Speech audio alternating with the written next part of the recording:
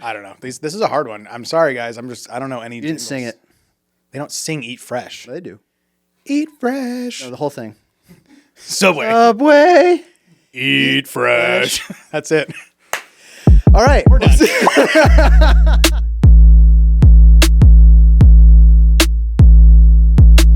All right, welcome back. How you doing? Hope you had a great week. You all right? Great day. Good month. We're 5 days into May. Happy Cinco de Mayo. Yeah, wow. Yeah, Star Wars. big day for Star me. Wars Day was yesterday. Cinco de Mayo is today.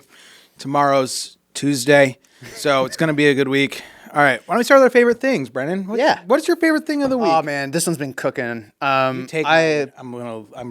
turn it off. Well, it's all about playoff hockey. Oh, good. Right now. You said that last week. Did I? Yep. Did I New favorite really? thing. All right. Well, you think I'll say mine. I keep doing this through episodes. I keep forgetting. My favorite thing of the week is there are a few weeks that stand out in the year. Christmas week, your birthday week, of course, your dad's birthday week. Yep. But one of the best weeks is Burger Week. Did you know this is my dad's birthday week? Yeah. It's his birthday on Wednesday. You did? Okay. I did.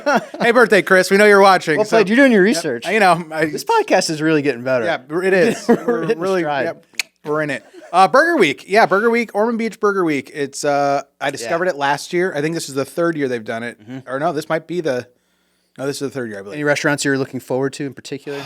Pump House, they won the last 2 years. Yep. And so they have the burger, the champ. So I'm always looking forward to them. I'm going to Fat Polly's for lunch. I'm going to Kona for dinner.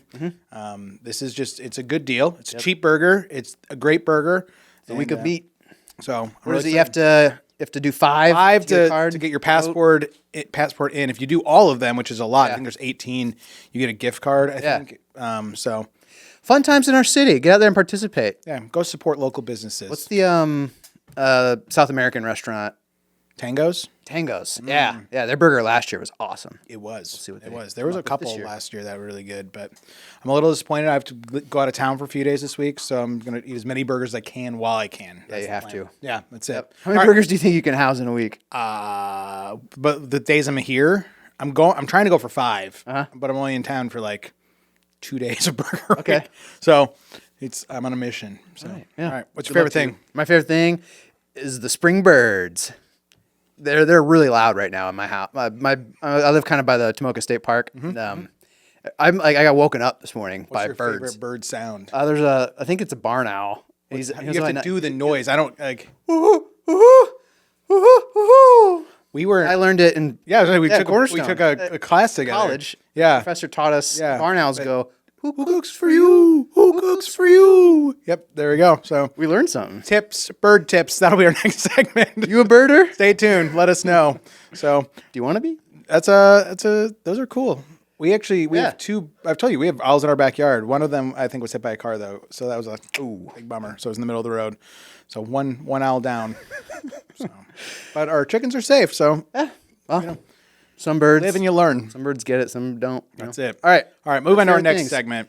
It's the new one. People you love love it. this. We're getting raging reviews about this segment. It's called I Prefer My Preference. It's where I just lob a couple preferences and Marty tells us what he prefers.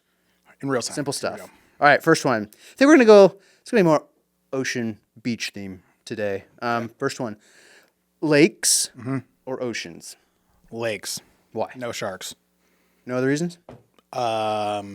No octopus. There really aren't predators. There's nothing really in the lakes. Yeah, no, amoebas are everywhere. They're in the water you drink, so it's fine. Yeah, no, I like lakes. Yep. The ocean's cool. They're just different. Yep, that's the right answer. salt. Shark or gator? Gator. Yeah, gators are. I have this weird.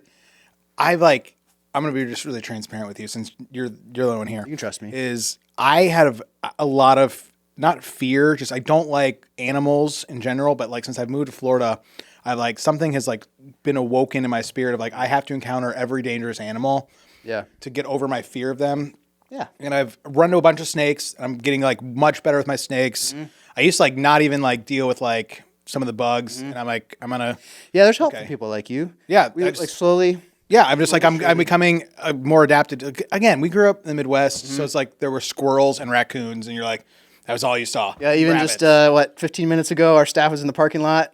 And Yeah. we were, looking at Snake the ground, skin, picked but up a piece of snake skin, but no, it was just Traffic cone. Traffic cone falling apart. Anyway, Trying to. all right, good answer. Yeah. Gator, of course. Mahi or grouper? Mahi. Correct. Yep. Algae or plankton? Plankton because of SpongeBob. That's correct. Seahorse or starfish? Ooh. I like the starfish from Nemo, but I think seahorses are a cooler animal. I think they're like a weird, like the male seahorse, I think, carries the eggs, which is really interesting. I just think it's an interesting dynamic. So. Yeah, not the correct answer, but we'll move on. Squid or octopus? Squid. Mm-hmm.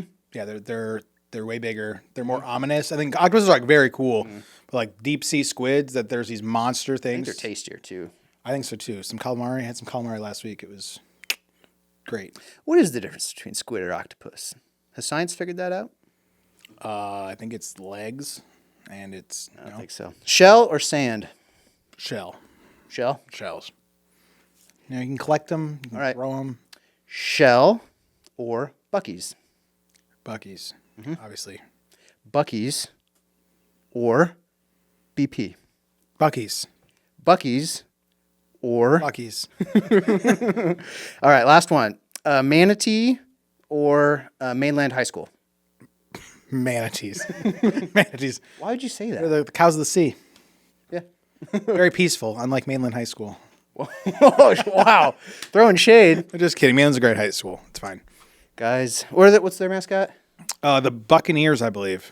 I believe that's correct. Buccaneers. Yeah. What's the other one?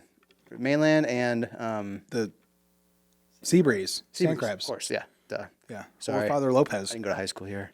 Oh, and Lopez. Yep. I just know them by their mascots. All right. I prefer my preference. People love it. We'll see if we keep doing it. Let's move on to the Sunday segment. Let's go back. Yep. We're a day removed now. This is Monday. We began in John chapter 7 yesterday, which I feel like we're really cooking now in Jesus' ministry.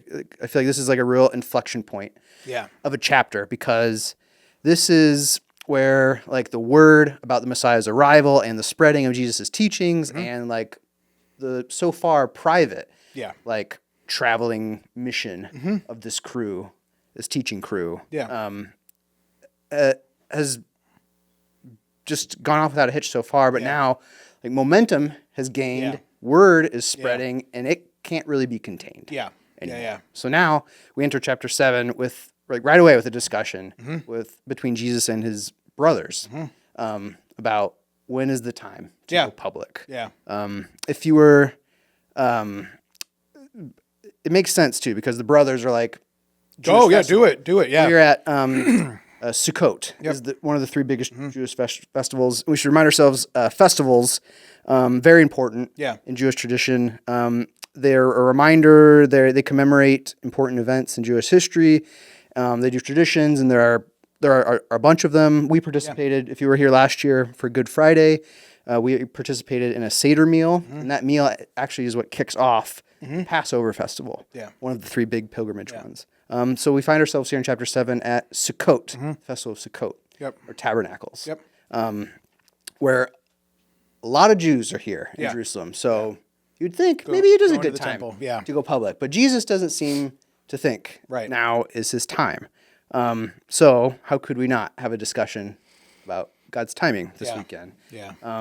And 3 points from this chapter. God's timing is rarely our timeline. God's timing is worth trusting in, and God's timing reveals God's providence.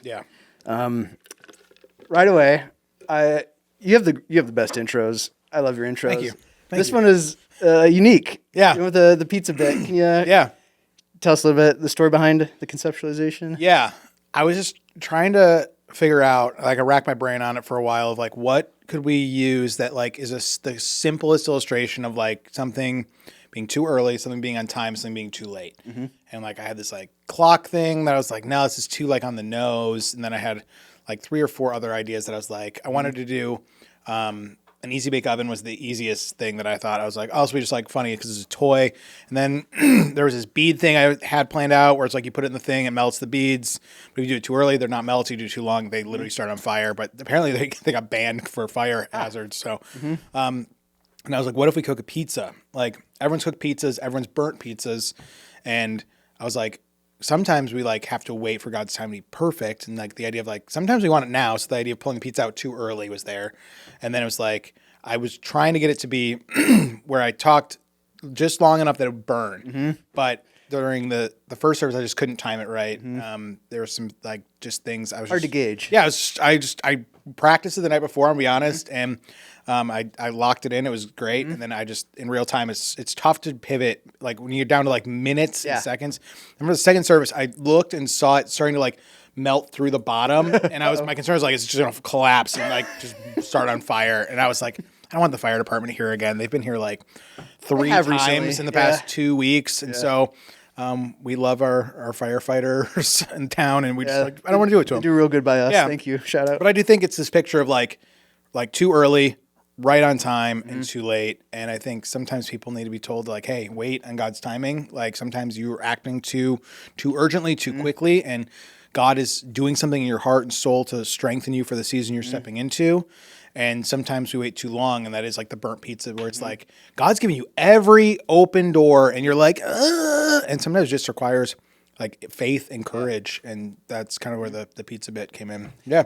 I will set aside this weekend for a second. Sure. Just talk about intros in general, because you seem to have a knack for coming up with intros, which I really dig. I really like that as like part of your communication style. It's like, I don't know, is there like a why you do that? Or yeah, I had a pastor who kind of helped me form. I was like on a writing team for a season of pastors, and like the idea of like what's the one sentence of the message, and then like how do we get the intro to communicate that one point. And like and the thing is like you don't know who's in the room, right? You have people who attend the church weekly who like know me and like know kind of the flow, and there are people who are like, it's my first time in a church in a long time. We met a family last week. I haven't been in a church in years, they said. And they're like, it was great to be here. And so how do you get people who are new, like to like the church, like, flow, like sermon flow? And how do you get people who like have been here forever? Because the thing that like scares me the most is people who've like heard me for a long time are like, oh, I know where this is going. Right. And then you turn off, not consciously. You just like are like, oh, okay, what are we doing for lunch? Yep.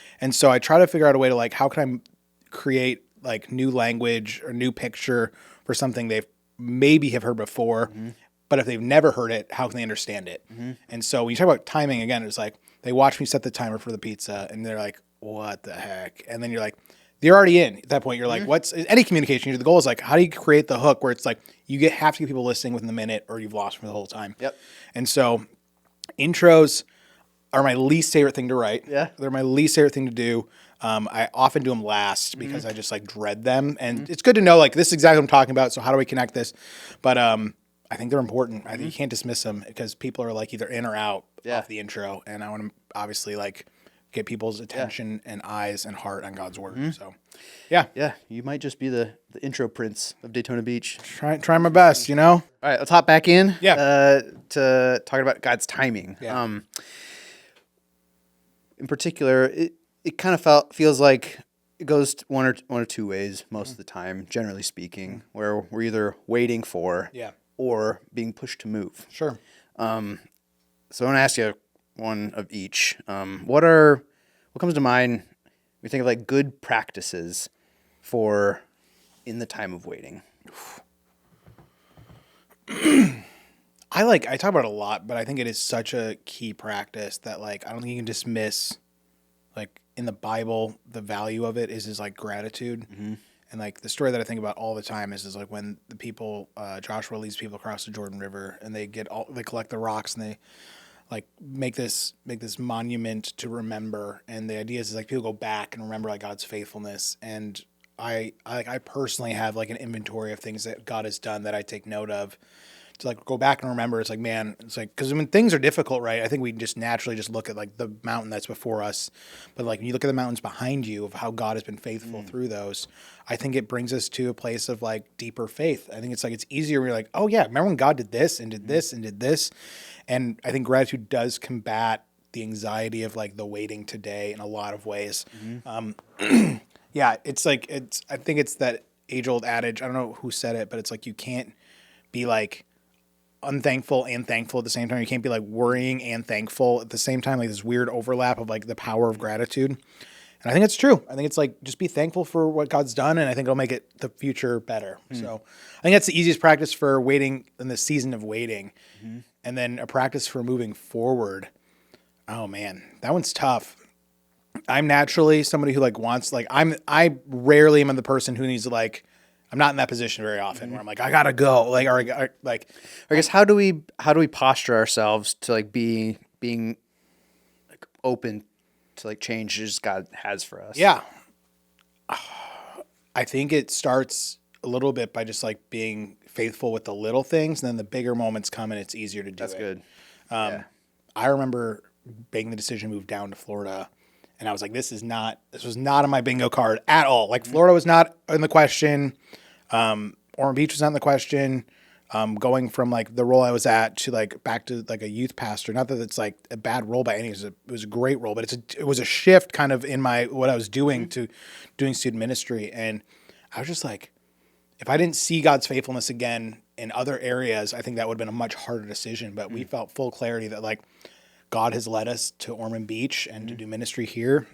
And so we're like, I don't get it, but we're not going to wait. Like, you know what I'm saying? It was like it was a really quick thing. It was not like let's wait months and months and months. It was like the doors opened and we're like, God, if you're leading us here, we want to be obedient. And I do think it's great having a spouse who trusts the Lord, obviously, but like trusts like my discernment.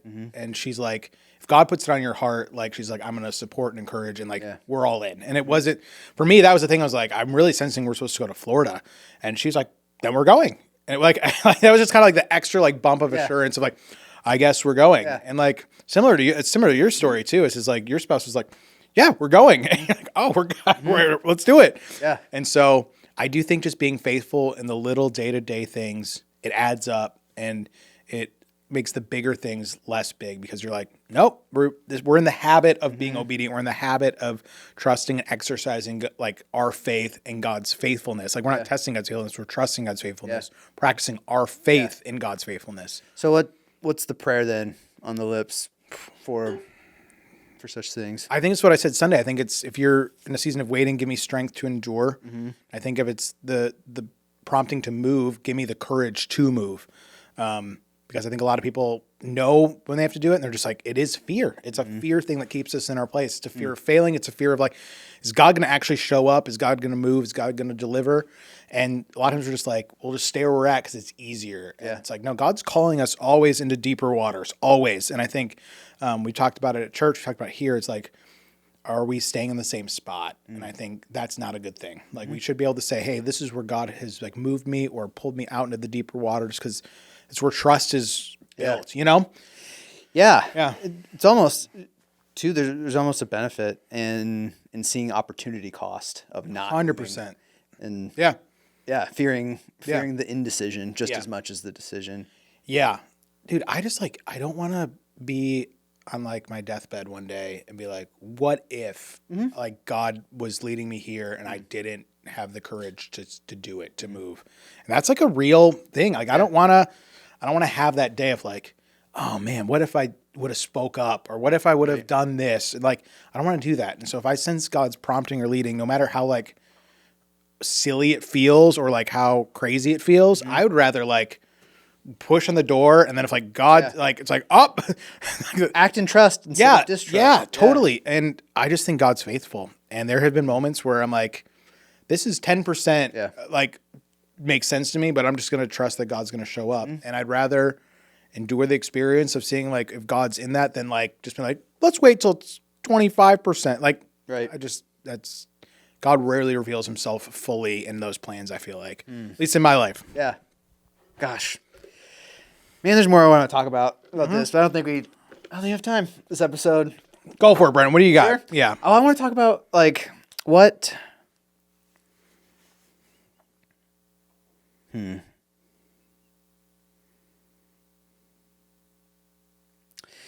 This like the private to public side of Jesus's, or the private to public side of Jesus's ministry. What do you sense is going on? Like, it's kind of a wild question, but like in the heart and mind of Jesus in a passage like this, where he's like, sure, he feels the tension, And like, I'm sure it's tough having people like that you love and trust saying like, you shared a little bit about your adoption story too. Like, people you trust, throwing curveballs into the path. So I don't know. What might have been going? I think that just his head. This is speculation. Yeah, right? for sure. But I think that Jesus always was consistently submitting to the will of the Father, and he knows that's what's best, right? Mm-hmm. And he even acknowledged that in the text. But I think there is that frustration of like, why are the people closest to me that they don't see the bigger picture, right? And that's what Jesus is echoing constantly. He's like, get your eyes on the kingdom, your eyes on the kingdom. And they're just like, no, do our thing now. And Jesus is constantly like, you're missing the deeper undertone in the current that I'm like teaching constantly about. And I do think it's a hard thing when Jesus is casting vision and like in life, and they're talking about the kingdom of God, and they're like, "Oh yeah, when we rule." It's like, no, get rid of Rome. It's not it. I think but I think Jesus is illustrating. I briefly mentioned on Sundays is like, there's more to say, there's more to do. Hearts need to be changed, and I think Jesus is the master of like capturing the momentum of like. Obviously, it is God's timing. Like all these, like history events are lining up, where like word can travel and like just the communication. All these things are happening. So like, the name of Jesus will be known. The Empire of Rome. They're building roads so people can get to places they couldn't get to easily before, and like God is orchestrating all these things from the beginning of time to this moment. And it's just this. It's only God could do something like this. And I think Jesus is like submitting to the will of the Father, that like that timing will come and it will be perfect. And like, that's the way God orchestrated it, planned it, designed it. And despite people around him being like, do it, it's like, Jesus knows better. And like, I think that is the sobering piece of this whole message is like, we think we know better a lot of times than God.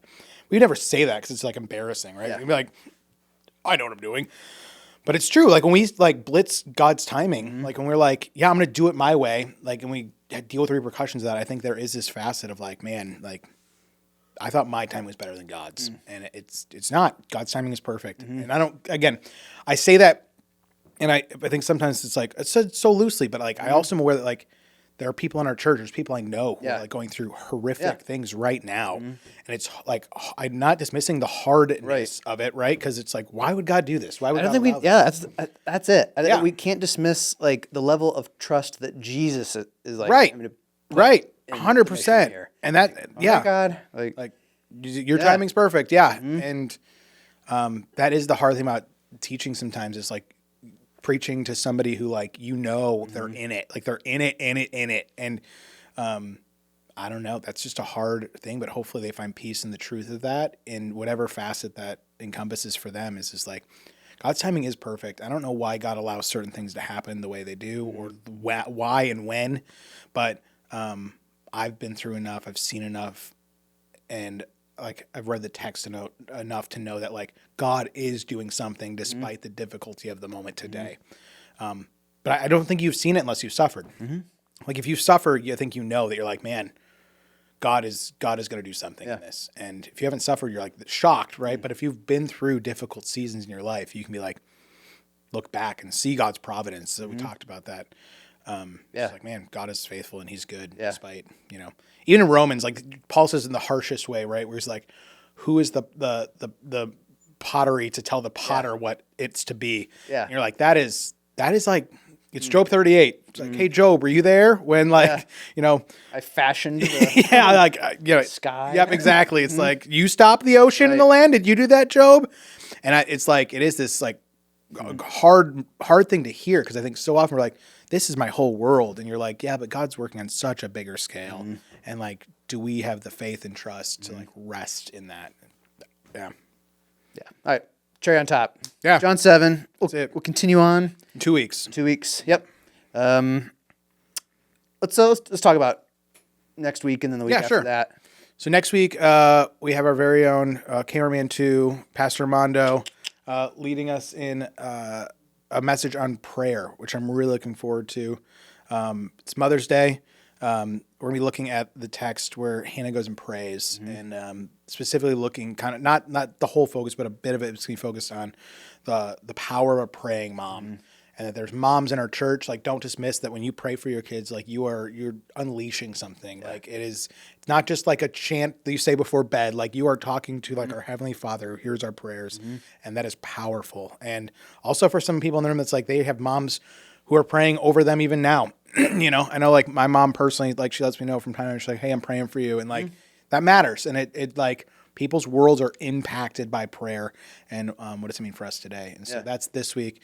And then going into the next week will be this 14 through, I don't remember, to be honest. I don't know. But really, again, looking at the shift in the momentum of Jesus' ministry, of like going from that, like, what's going on at this festival? Yeah. It's like, what's happening? And so Jesus begins to teach. And then people are like, he's here. Like, it shifts. Like, he's just like, I'm trying to keep it on the low key. People are like, nope, everyone's showing up for it. Yeah. So Be here in 2 weeks for sure. it's gonna be good. Yep. All right, let's land the plane on an oldie, a goodie, one we can trust. Noah's Ark. Noah's Ark. Here we go. All right, what do we got? What do we have? Brand, slogan, jingles. Brand, slogan, jingles. That is so good. Noah took 2. Noah took 2 of every slogan. This is hard. There's so many jingles. You have to sing them. Oh, yeah. Of course. Ba-da-ba-ba-ba! I'm loving it. That's the best one, really? That's my favorite one. It's your favorite one? I could do this all day. I'm trying. Yeah, I can name jingles love too, these. but like to think of the 2 best ones, that's a different thing than just like name a jingle. They have a song like as a jingle, so not just like a phrase. It's a jingle. He wants musical. They want musical slogans. Okay. I'm like blanking on it, but like I remember it vividly as like the Empire flooring. Do you remember this one? Empire. No, it was like a phone number. Oh my gosh. What is it? Like there's like a phone number and it's like Empire. I don't know. I like that one. That one sticks It was out. clearly impactful. It was. Yeah. On a different note, my kids have been asking me to tell them stories of things that are no longer around that when I was a serious? kid. Yeah, and I had to explain all of Blockbuster to them, and they're like, fantastic. They don't get it. They're like, what? Yep. There were a store where you go Videos, like a library, and I was like, yeah. But they're like, but movies. I'm like, yeah. They're like, we had to take it back. And you're like, yeah, like 2 days. Like, what? It is weird to think about now, isn't it? Yeah, and they're gone. Yeah. Anyways, slogan. So you're saying ba-da-ba-ba-ba, I'm loving it. Yep. I'm going to say Empire. I don't know what that one is, but I like it. It's again, if I think of like, I think a lot of the phone numbers. I'm trying to think of like the oldest one I know. And if I think way back, I remember this one? The Trust the Midas Touch. Dink. Yeah. Like that one? Do you remember the Eagle? There's like this little insurance agency that it's like, is that a bird? Is that a plane? It's like, no, it's the General? The Eagle. I'm like, no, You're talking about the General. No, the General's a good one. Shaq like brought the General back. Yeah. But there's like an eagle that would like, she's like, but the Bob Rohrman's another one. It's like, Bob Rohrman. Apparently we just didn't watch the same thing. Guess not. Children. No. Jeez. I don't Chicago know. Cubs. It's a wall side windows pitching change. That was their slogan? I think so. I don't think so. They would say that too, and they change pitchers. I don't. It's a wall side windows pitching change. I don't know. You're way out of my depth on that one. I could do this all day. My brain's on fire. We should probably end now. Eat fresh. Yep. Worst restaurant, great phrase. So, I don't know. This is a hard one. I'm sorry, guys. I don't know any. You didn't sing it. They don't sing Eat Fresh. They do. Eat Fresh. No, the whole thing. Subway. Eat Fresh. That's it. All right. We're done. See you next time, gang. Let me pray, and we'll be done. That's it. Dear Heavenly Father, thank you for today. Pray with the people of our church. God, we ask that you be with them. We ask that for those that are in the midst of struggling with your timing, God, we ask that you just fill their hearts with hope, with courage, with strength, God. Remind them they're deeply loved by you. And I pray that we can be people who consistently trust in your timing in the good times and the difficult times. Thank you for Jesus. Thank you for salvation through belief. And we give this time to you. In your son's name, amen. Amen. Call JG Wentworth, 877 cash now. Happy Mother's Day.